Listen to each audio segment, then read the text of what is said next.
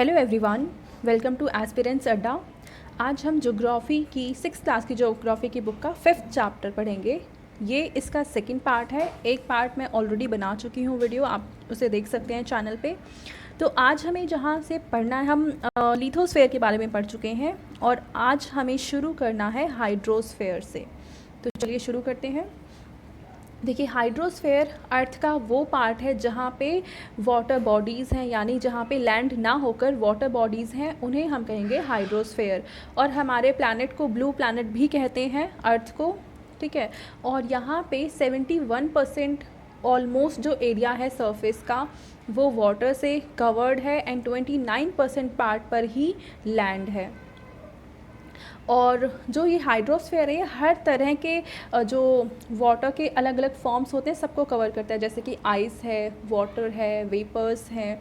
तो इन सबको मिलाकर ही हम बोलते हैं, जैसे कि आप देखेंगे पोल साइड में ग्लेशियर्स होते हैं, माउंटेन्स के ऊपर ग्लेशियर्स होते हैं, वाटर बॉडीज़ हैं, रिवर्स हैं, लेक्स हैं। तो इन सबको मिलाकर हम कंबाइंड फॉर्म में कहेंगे हाइड्रोस्फेयर। अब यहाँ पे हमारी अर्थ पे जो मेजॉरिटी ऑफ वाटर यानी 97% ऑफ वाटर जो है वो ओशंस में पाया जाता है, जो कि सॉल्टी होता है और ह्यूमंस उसे यूज़ नहीं कर सकते हैं। तो सिर्फ 3% ही वाटर ऐसा है जो कि सॉल्टी नहीं है एज़ पर दिस डेटा। तो इसका मतलब अर्थ पे पानी तो बहुत सारा है पर यूज़ करने लायक बहुत कम है। और जो ये 3% वाटर है जो सॉल्टी नहीं है वो भी कैसा है, इसमें से कुछ पार्ट होगा ग्लेशियर्स का, आइस का, ठीक है, आइस शीट्स वगैरह होंगी, जैसे इन्होंने यहाँ बता भी रखा है। देखो, a large proportion of the water is in the form of ice sheets, glaciers or under the ground, and very small percentage is available as fresh water for human use होगा, I think human use, हाँ।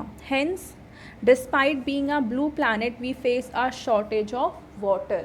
पानी तो यहाँ बहुत सारा है पर 97% हमने देखा सॉल्टी वाटर है, और जो 3% है भी जो कि सॉल्टी नहीं है, फ्रेश वाटर है, उसमें से एक बहुत बड़ा अमाउंट जो है वो ग्लेशियर्स हैं, आइस शीट्स हैं, अंडरग्राउंड वाटर है। तो ऐसे वाटर्स इस फॉर्म में भी है जहाँ पे हम यूज़ नहीं कर सकते हैं। तो ऐसा बहुत बहुत छोटा सा अमाउंट बचता है हमें यूज़ करने के लिए, और इसलिए हमें वाटर को वेस्ट नहीं करना चाहिए, जुडिशियस तरीके से यूज़ करना चाहिए, जिससे हम भी यूज़ कर सकें और हमारी आने वाली जो पीढ़ियाँ हैं वो भी यूज़ कर सकें। अच्छा, तो यहाँ पे आप लोगों का एक होमवर्क है। कल मैंने आप लोगों को 7 कॉन्टिनेंट्स पढ़ाए थे, तो उसमें आपको सीक्वेंस वाइज 1 2 इस तरह से 7 तक लार्जेस्ट और नीचे स्मॉलेस्ट इस तरह से सीक्वेंस में अरेंज करना है आपको सारे कॉन्टिनेंट्स, और वो आप मुझे आंसर कमेंट सेक्शन में बताएंगे। तो चलिए पहले देखते हैं ओशन। ओशन हमारे हाइड्रोस्फेयर का एक बहुत बड़ा पार्ट है, क्योंकि हमने देखा जो 97% ऑफ वाटर है वो ऑलमोस्ट हमारे इन ओशंस में ही पाया जाता है और ये सॉल्टी होता है। और सारे ओशंस, हमने 5 ओशन पढ़े थे, पैसिफिक ओशन, अटलांटिक ओशन। चलो एक बार मैप में दोबारा देख लेते हैं, कहाँ ये रहा। तो यहाँ पे अगर हम मैप में देखें तो देखो, यहाँ पे है पैसिफिक ओशन, ये है अटलांटिक ओशन, ये है इंडियन ओशन, ये है सदर्न ओशन और ये है आर्कटिक ओशन। अगर हम साइज़ की बात करें तो सबसे बड़ा है पैसिफिक ओशन, उससे छोटा है अटलांटिक ओशन, उससे थोड़ा छोटा है इंडियन ओशन, उससे भी थोड़ा छोटा है सदर्न ओशन, और सबसे छोटा ओशन है आर्कटिक ओशन, ठीक है। तो ये सीक्वेंस हो गया, और कहाँ कहाँ सिचुएटेड है एक बार हम ये भी देख लेते हैं। पैसिफिक ओशन है नॉर्थ अमेरिका, साउथ अमेरिका, ये इसकी ईस्टर्न बाउंड्री बनाती हैं, ठीक है। और एशिया और ऑस्ट्रेलिया ये इसकी वेस्टर्न बाउंड्री बना रही है, यानी Asia, Australia, north America and south America के बीच में जो वाटर बॉडी है उसे हम कहेंगे पैसिफिक ओशन। अटलांटिक ओशन की बात करें तो अटलांटिक ओशन के वेस्ट साइड में है north America and south America, और इसके ईस्टर्न साइड में है यूरोप एंड अफ्रीका। अगर हम इंडियन ओशन की बात करें तो इसमें नॉर्थ में है इंडिया और साउथ में पड़ता है अंटार्कटिका।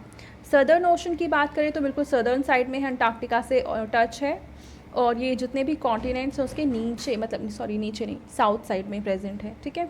और आर्कटिक ओशन की बात करें तो ये नदर्न जो नॉर्थ पोल है उसके पास में है आर्कटिक ओशन। तो ये हमने पांचों ओशन, इनका साइज़ और इनकी लोकेशन हमने पढ़ ली है, ठीक है। तो अब हम देखते हैं, हाँ, तो इन्होंने 5 ओशंस बता रखे हैं, वो हमने पढ़ लिया। लार्जेस्ट कौन सा है, स्मॉलेस्ट कौन सा है, वो पढ़ लिया। कल हमने एक ट्रेंच के बारे में भी पढ़ा था, मरियाना ट्रेंच। ये कौन से ओशन में लोकेटेड है? तो ये लोकेटेड है पैसिफिक ओशन में, और ये अर्थ का डीपेस्ट पार्ट है, ये याद रखना है हमेशा, ठीक है। और पैसिफिक ओशन सर्कुलर होता है साइज़ में, और ये कहाँ कहाँ हमने देखा, एशिया, ऑस्ट्रेलिया, नॉर्थ अमेरिका और साउथ अमेरिका के बीच में है, ठीक है। तो इसके अलावा पैसिफिक ओशन के बारे में इतनी ही डिटेल है, कहाँ सिचुएटेड है, साइज़ क्या है, लार्जेस्ट है, और उसमें एक ट्रेंच है यानी गर्त है जिसको हम कहते हैं मरियाना ट्रेंच। इसके बाद हम दूसरा ओशन है अटलांटिक ओशन, जो कि सेकंड लार्जेस्ट ओशन है, और इसका शेप है एस शेप। पूछ सकते हैं एग्जाम में 1 मार्क के क्वेश्चन में कि कौन सा ऐसा ओशन है जो कि एस शेप में है, तो आपको आंसर देना है अटलांटिक ओशन। अटलांटिक ओशन की अगर हम वेस्ट में देखें तो north America and south America है, और इसके ईस्ट में है यूरोप एंड अफ्रीका। और एक इम्पॉर्टेंट चीज़ कि जो यूरोप की कोस्ट लाइन है जो अटलांटिक ओशन से टच करती है, वो इस तरह की कोस्ट लाइन है जिसको हम कहते हैं इंडेंटेड। इसका मतलब होता है कुछ इस तरह की कोस्ट लाइन होती है, और ये हार्बर्स एंड पोर्ट्स बनाने के लिए काफ़ी यूज़फुल है, मतलब नेचुरली यहाँ पे हार्बर्स एंड पोर्ट होते हैं, तो इसलिए यहाँ से काफ़ी सारा ट्रेड एंड कॉमर्स होता है यूरोप के द्वारा, और इसलिए अटलांटिक ओशन को बिजिएस्ट ओशन कहते हैं, ठीक है, क्योंकि यहाँ पे बहुत सारे ट्रेड रूट्स हैं, बहुत सारा सामान यहाँ से ट्रांसपोर्ट किया जाता है। अब अगर हम थर्ड ओशन देखें जो कि है इंडियन ओशन, तो ये प्रेजेंट है इंडिया के साउथ साइड में, ठीक है, और ये ट्रायंगुलर शेप में है ये ओशन। इसके अगर हम इस ओशन के नॉर्थ साइड में देखें तो एशिया है, इस ओशन के वेस्ट साइड में अफ्रीका है, और इसके ईस्ट साइड में ऑस्ट्रेलिया है। तो ये 3 कॉन्टिनेंट से घिरा हुआ ओशन है। इसके बाद अगर हम देखें सदर्न ओशन, तो सदर्न ओशन जो है वो अंटार्कटिका जो कॉन्टिनेंट है उससे सटा हुआ है, यानी अगर हम 60 डिग्री लैटीट्यूड बनाते हैं साउथ वाली, ठीक है, साउथ की 60 डिग्री लैटीट्यूड बनाते हैं, तो इसके नॉर्थ में एक वाटर बॉडी है जिसको हम कहेंगे सदर्न ओशन। फिर लास्ट में हम देखें आर्कटिक ओशन, तो आर्कटिक ओशन कहाँ पे है, नॉर्थ साइड में है। तो ये नॉर्थ पोल से शुरू होते हुए 66.5 डिग्री जो नॉर्थ का लैटीट्यूड है इसके बीच में प्रेजेंट है, इसको हम कहते हैं आर्कटिक ओशन, ठीक है। और इस ओशन में इन्होंने एक और दे रखा है, एक स्ट्रेट है बेरिंग स्ट्रेट। बेरिंग स्ट्रेट दिखाने के लिए मैं आपको दिखाती हूँ मैप से हम समझेंगे कि ये बेरिंग स्ट्रेट कहाँ पे है। तो देखिए इस मैप में ये है नॉर्थ अमेरिका, और एक छोटी सी हमें लैंड स्ट्रिप नज़र आ रही है, ये वाली लैंड स्ट्रिप है यहाँ से, ठीक है। तो ये है रशिया, और ये जो लैंड है इसको हम कहते हैं अलास्का। तो अलास्का और रशिया के बीच में ये जो नैरो स्ट्रेट है, स्ट्रेट हमने पढ़ा था पिछले वीडियो में, क्या होती है, 2 बड़े वाटर बॉडीज़ को कनेक्ट करने वाली छोटी वाटर बॉडी। तो आप देखेंगे यहाँ पे एक छोटी सी वाटर बॉडी है जो इस ओशन को और इस ओशन को कनेक्ट कर रही है, ठीक है। तो इसलिए इसको स्ट्रेट कहते हैं, और इस स्ट्रेट का नाम है बेरिंग स्ट्रेट, जो कि अलास्का और रशिया के बीच में सिचुएटेड है। याद रखना है, एग्ज़ाम में पूछते हैं, एसएससी वगैरह में, यूपीएससी में भी इतना इंपॉर्टेंट नहीं है, बट हाँ पूछ सकते हैं, पता होना चाहिए कि कहाँ पे है ये, ठीक है। तो हमने सारे ओशंस एंड सारे कॉन्टिनेंट्स अभी तक पढ़ लिए हैं। अब हम देखेंगे एटमॉस्फेयर। देखिए एटमॉस्फेयर में अगर हम सबसे पहले एयर जो है वो कई सारे गैसेस का मिक्सचर होती है, जिसमें से सबसे ज़्यादा कौन सी है, 78% है नाइट्रोजन, 21% है ऑक्सीजन, और ये दोनों ही मिलाकर बना देते हैं 99%। यानी हमारे एयर में 99% जो कंपोजिशन है वो नाइट्रोजन एंड ऑक्सीजन का ही है। नाइट्रोजन को हम ब्रीदिंग के टाइम हम इन एंड आउट, मतलब हम ऑक्सीजन अंदर लेकर जाते हैं और कार्बन डाइऑक्साइड बाहर निकालते हैं। नाइट्रोजन की बात करें तो हमारे लिए काफ़ी इम्पॉर्टेंट है, क्योंकि ये हमारे एटमॉस्फेयर में मतलब ये इनर्ट गैस होती है, तो जलन को, बर्निंग को रोकती है एटमॉस्फेयर में, पहली चीज़। और दूसरी इंपॉर्टेंट चीज़ नाइट्रोजन काम आता है प्रोटीन बनाने में, और प्रोटीन हमारी ग्रोथ के लिए इम्पॉर्टेंट है। तो जितने भी प्लांट्स एंड ऑर्गेनिजम्स हैं सबकी ग्रोथ के लिए भी नाइट्रोजन रिस्पॉन्सिबल है, इम्पॉर्टेंट है हमारी ग्रोथ के लिए। इसके अलावा जो 1% बच गया है एयर का कंपोजिशन में, तो उसमें बहुत अलग अलग गैसेज होती हैं, जैसे कि कार्बन डाइऑक्साइड है, मीथेन है, सल्फ़र के ऑक्साइड्स हैं, नाइट्रोजन के ऑक्साइड्स हैं, आर्गन है, कार्बन मोनोऑक्साइड है, ओजोन है, ऐसे बहुत सारे गैसेस जो रेस्ट 1% है उसमें प्रेजेंट होती हैं। ठीक है, यहाँ पे है कार्बन डाइऑक्साइड दो present in minute amount is important as it absorbs heat radiated by earth therefore keeping the planet warm. अब मान लो हमारे अर्थ के सरफेस पे कार्बन डाइऑक्साइड नहीं होती अगर, तो इस केस में क्या होता कि जो भी सनलाइट सन से आ रही है वो अर्थ पे आती और टकरा के शायद वापस चली जाती, अर्थ को इतना हीट नहीं कर पाती ये सनलाइट। और अगर यहाँ पे इतनी हीटिंग नहीं होती जितनी हो रही है, तो इसका मतलब अर्थ का टेम्परेचर अभी के कंपैरिजन में कम होता, और उस कम टेम्परेचर में हो सकता है यहाँ पे लाइफ फॉर्म एग्जिस्ट ना करती, जैसे कि मरकरी पे, वीनस पे, मार्स पे लाइफ फॉर्म एग्जिस्ट नहीं करती है, क्योंकि वहाँ पे वो फेवरेबल टेम्परेचर नहीं है। तो हम शुक्र मनाते हैं कि हमारे एटमॉस्फेयर में कार्बन डाइऑक्साइड है, जिस वजह से हम भी इस अर्थ पे रह पा रहे हैं। तो ये तो कंपोजिशन हो गया गैसेस का। इसके बाद हम देखते हैं लेयर्स। अगर हम इसको अर्थ माने और इसके अर्थ के आउटर मोस्ट मतलब हमारी सरफेस के बाद एक लेयर शुरू होती है हवा की, एयर जिसे एयर की लेयर जिसे हम कह सकते हैं, ये है एटमॉस्फेयर, यानी अर्थ को सराउंड करने वाली एक लेयर है जो गैसेस से बनी हुई है, उसको हम कहते हैं एटमॉस्फेयर। और इसमें 5 लेयर्स होती हैं, एक अर्थ से जस्ट सरफेस के ऊपर, एक थोड़ा उससे ऊपर 2 लेयर हो गई, ये 3rd लेयर, और ये 4th लेयर, और ये लास्ट वाली लेयर। तो 1 2 3 4 5। तो सबसे जो नीचे वाली लेयर है उसे हम कहते हैं ट्रोपोस्फेयर। उसके बाद जो है उसे हम कहते हैं स्ट्रेटोस्फेयर। उसके बाद हम कहते हैं मीज़ोस्फेयर। अब सबसे सरफेस से शुरू करते हुए जहाँ पे जिस स्फेयर में हम रह रहे हैं वो है ट्रोपोस्फेयर। हिंदी में इसको हम शोभ मंडल भी कहते हैं, शोभ मंडल।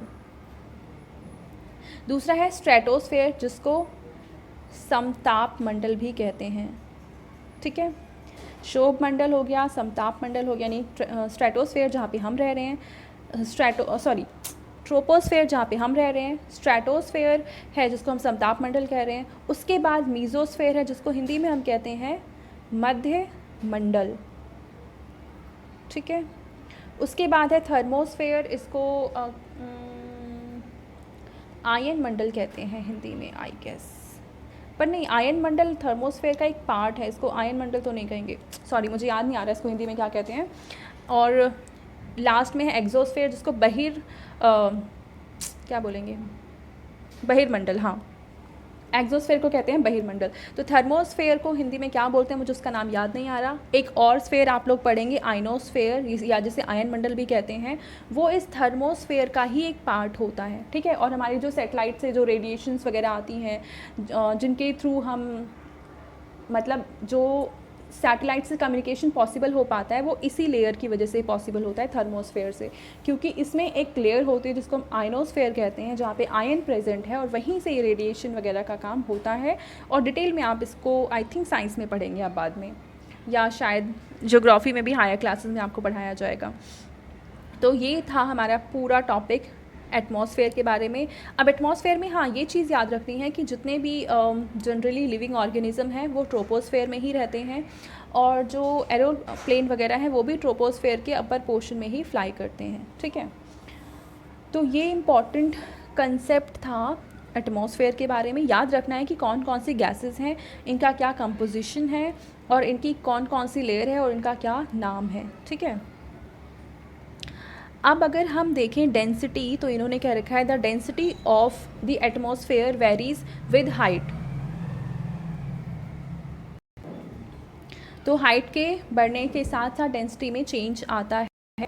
It is maximum at sea level, यानी जो ट्रोपोस्फेयर है सबसे नीचे वाली एयर है, एयर की जो लेयर है वहाँ पे डेंसिटी सबसे ज़्यादा होगी, और ऊपर जाते वक्त जो डेंसिटी है वो एयर की डिक्रीज़ होती है, पर ये यूनिफॉर्मली डिक्रीज़ नहीं होती है कि एक लेयर से हम दूसरी लेयर में जाएंगे तो कम हो जाएगी, दूसरी से तीसरी में जाएंगे तो और कम हो जाएगी। यहाँ पे कुछ कुछ वेरिएशंस भी होते हैं, पर जनरली हम इन जनरल सेंस हम ये मान सकते हैं कि डेंसिटी डिक्रीज़ होती जाती है, कॉन्स्टेंटली हम ऊपर जा रहे हैं, पर एग्जैक्टली ये ट्रू नहीं है। ठीक है, अब यहाँ पे देखो क्योंकि डेंसिटी कम हो रही है तो जैसे हम हाइट्स पे जाते हैं ना, जैसे मान लो हम माउंटेन